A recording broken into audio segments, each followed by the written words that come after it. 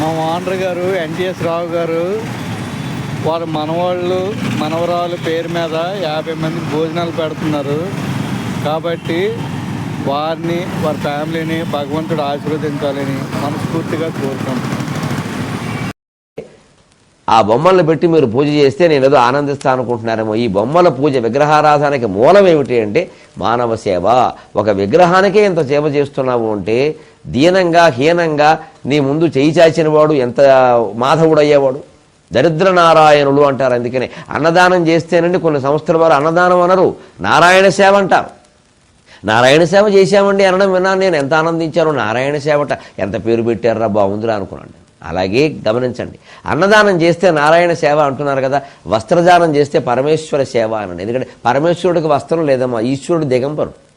మీరు వస్త్రం ఇచ్చేటప్పుడు పరమేశ్వరార్పణం అని ఇవ్వండి.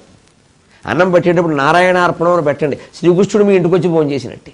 వస్త్రం ఇచ్చేటప్పుడు పరమేశ్వరార్పణం. శివుడికి వస్త్రం ఇస్తున్నాం, ఆయనకు లేవు కదా మరి బట్టలు కట్టుకుంటాడు. పోన్లే, ఏనుగుతో తప్పితే ఏం లేదు, వాళ్ళ ఆవిడ ఏం కొనలేదు. అందుకే ఆవిడ కొందో లేదో పాపం ఆయన దిగంబరంగా. అందుకని మనమంతా వస్త్రదానాలు ఇచ్చినప్పుడు పరమేశ్వరార్పణం అంటే బాగుంటుంది. అది పరమేశ్వరుడికి చెందుతుంది. అన్నదానం చేస్తే నారాయణ సేవ అనండి, వస్త్రదానం చేస్తే పరమేశ్వర సేవ అనండి. అది ప్రధానంగా